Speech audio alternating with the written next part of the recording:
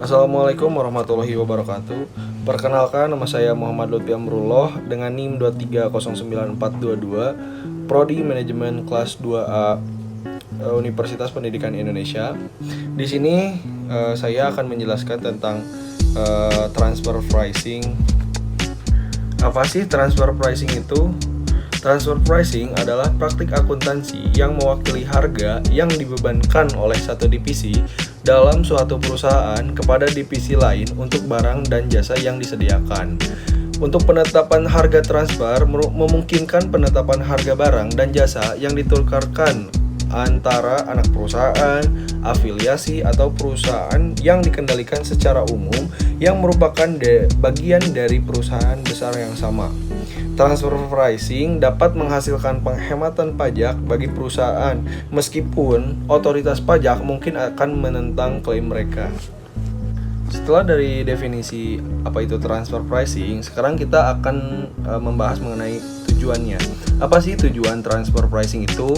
Yaitu untuk penetapan harga transfer yang bertindak untuk mendistribusikan pendapatan ke seluruh organisasi, tetapi terutama digunakan untuk menghindari undang-undang perpajakan dan mengurangi beban pajak oleh perusahaan multinasional. Terus apa sih metode yang digunakan untuk penerapan harga transfer yang biasa digunakan? Di sini metode yang sering digunakan yaitu metode harga tidak terkendali sebanding adalah salah satu metode penetapan harga transfer yang paling umum dilakukan. Terus apa sih kerugian dari penetapan harga transfer? Salah satu kelemahan utamanya adalah penjual beresiko menjual dengan harga yang lebih murah sehingga menghasilkan lebih sedikit pendapatan bagi mereka. Praktik ini juga memberikan celah pajak bagi perusahaan multinasional. Nah, sekarang kepada metode. Metode apa sih yang cocok atau biasa digunakan dalam transfer pricing? Metode transfer pricing menurut OECD Guidelines dapat dibagi menjadi 5 metode, yaitu yang pertama Comfortable Uncontrolled Price Method atau CUP Method atau CUP Method.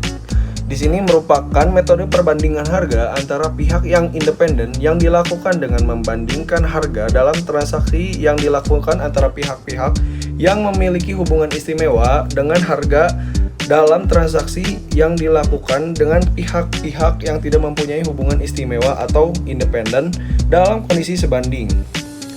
Dalam CUP Method menggunakan data pembanding internal dan eksternal. Data pembanding internal merupakan data harga atau laba wajar dalam transaksi sebanding yang dilakukan oleh wajib pajak dengan pihak yang memiliki hubungan istimewa. Data pembanding eksternal merupakan data harga atau laba wajar dalam transaksi sebanding yang dilakukan oleh wajib pajak dengan pihak yang tidak memiliki hubungan istimewa. Metode yang kedua yaitu ada Resale Price Method atau disebut juga RPM. Apa sih RPM itu? RPM merupakan metode penentuan harga penjualan kembali yang dilakukan dengan membandingkan harga dalam transaksi suatu produk. RPA menentukan kewajaran harga atau laba pada tingkat laba kotor. Profit Level Indicator untuk Resale Price Method adalah persentase laba kotor. Persentase laba kotor dihitung dengan membandingkan laba kotor dengan penjualan bersih. Metode yang ketiga yaitu adalah Cost Plus Method atau CPM. Apa sih CPM itu? CPM merupakan metode biaya plus yang dilakukan dengan menambahkan tingkat laba kotor wajar yang diperoleh oleh perusahaan yang sama atau perusahaan lain dari transaksi sebanding dengan pihak yang tidak memiliki hubungan istimewa pada harga pokok penjualan atau HPP yang telah sesuai dengan prinsip kewajaran. Di sini, Profit Level Indicator untuk Cost Plus Method atau CPM adalah rasio markup yang dihitung dengan cara membandingkan laba kotor dengan harga produk penjualan atau HPP. Untuk metode yang keempat ada Profit Split Method. Apa sih Profit Split Method itu? Profit Split Method merupakan metode pembagian laba yang dilakukan dengan mengidentifikasi laba gabungan atas transaksi afiliasi yang akan dibagi oleh pihak-pihak yang memiliki hubungan istimewa tersebut atas dasar yang didapat diterima secara ekonomi serta memberikan perkiraan pembagian laba yang akan terjadi dan akan tercermin dari kesepakatan antar pihak-pihak independen dengan melakukan atau menggunakan metode kontribusi atau metode sisa pembagian laba. Nah, metode yang kelima atau yang terakhir adalah Transactional Net Margin Method atau TNNM. Apa sih TNNM itu? TNNM merupakan metode laba bersih transaksional yang dilakukan dengan membandingkan persentase laba bersih operasional terhadap biaya penjualan aset atau terhadap dasar lainnya atas transaksi sebanding yang dilakukan oleh pihak-pihak independen. Profit level indicator untuk TNNM adalah Return on Asset atau ROA. Terus di sini juga ada Return of Capital Employed atau ROCE, ada BERI ratio, dan Return on Total Cost. Nah, yang selanjutnya itu dalam pemilihan metode transfer pricing, adapun hal-hal yang perlu atau harus diperhatikan, yaitu yang pertama, kelebihan dan kekurangan dari setiap metode. Jadi kita harus menganalisis kelebihan dan kekurangan dari setiap metode-metode tersebut.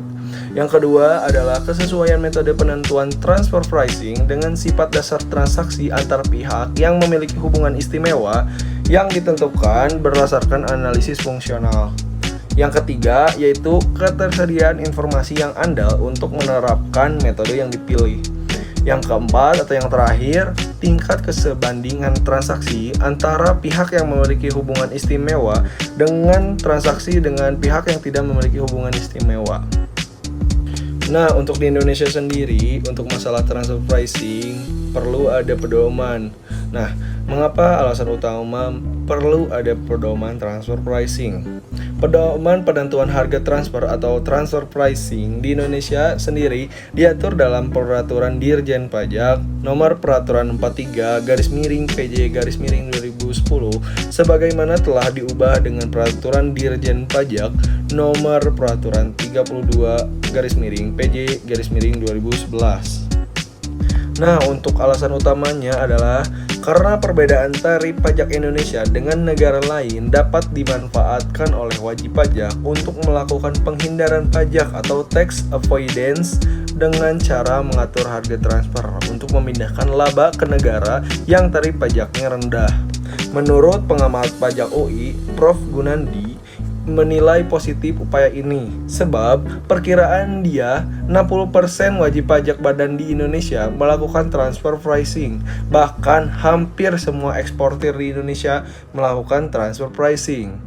Nah, disebutkan menurut Prof. Gunandi yaitu kerugian negara 25% dari nilai ekspor. Nah, di sini juga perlu dikaji beberapa hal untuk mengurangi transfer pricing. Yang pertama, mengaktifkan peran akuntan publik. Yang kedua, memperluas kriteria transfer pricing tidak hanya relate parties, tetapi melebar ke semua transaksi yang diindikasikan di bawah harga pasar wajar, termasuk dengan perusahaan non-afiliasi. Yang ketiga, menggunakan data pembanding eksternal dari pelaporan DHE atau devisa hasil ekspor untuk mendeteksi aliran dana dan underlying transaksi ekspor. Yang keempat, mengumumkan ke publik tentang proses banding oleh wajib pajak yang melakukan transfer pricing sebagai bentuk tekanan moral.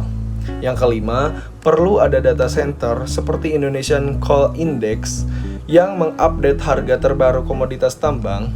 Harga terbaru komoditas diperlukan untuk asesmen kewajaran omset penjualan pada SPT tahunan perusahaan pertambangan. Yang keenam, pembentukan Single Document Window atau SDW antar negara yang telah menetapkan tax treaty dan forum multilateral seperti APEC. Model SDW efektif untuk mengawasi harga pengiriman barang antar negara produsen dan konsumen. Dengan model SDW, penerbitan invoice oleh perusahaan perantara abal-abal di tax haven country akan terkena pajak, sehingga modus transfer pricing tidak efisien untuk perusahaan tersebut. Nah, di sini ada contoh mengenai transfer pricing, yaitu ilustrasi tentang praktik transfer pricing. Nah, untuk contohnya di sini sebuah perusahaan otomotif PTX memproduksi mobil dengan biaya Rp700 dan menjualnya ke PTY. Dalam hal ini PTY sebagai perusahaan afiliasi di luar negeri seharga Rp725. PTY ini hanya dummy yang berada di negara berpajak rendah atau tax haven country. Dari PTY, mobil dijual kepada PTZ, yang di sini PTZ bukan afiliasi atau non afiliasi, dengan harga Rp1.000. Karena PTY tidak memiliki usaha real, sebenarnya yang terjadi adalah penjualan mobil dari PTX kepada PTZ, yang berarti di sini PTY hanya perantara dari perusahaan PTX kepada perusahaan Z atau PTZ. Profit PTX yang dilaporkan dalam SPT adalah Rp725 dikurangi dengan harga awal yang tadi disebutkan oleh PTX, yaitu 700 atau Rp25 per mobil. Seharusnya profit PTX adalah Rp1.000 dikurangi 700, yaitu sebesar Rp300. Selisih harga jual ini merupakan bentuk TP berupa markdown. Negara rugi karena seharusnya pajak dikenakan atas profit sebesar Rp300 per mobil. Di sisi lain, pemegang saham minoritas juga rugi karena penjualan perusahaan menjadi lebih rendah sehingga profit lebih kecil. Nah, di sini juga ada pendapat dari konsultan pajak mengenai transfer pricing. Disebutkan bahwa transfer pricing merupakan praktek menjual produk ke perusahaan afiliasi dengan harga di bawah standar harga pasar, tetapi kemudian produk tersebut itu dijual lagi ke pasar sesuai harga pasaran. Mungkin segitu saja yang bisa saya sampaikan mengenai transfer pricing. Terima kasih atas perhatiannya. Mohon maaf apabila ada salah kata atau salah ucap. Izin pamit. Assalamualaikum warahmatullahi wabarakatuh.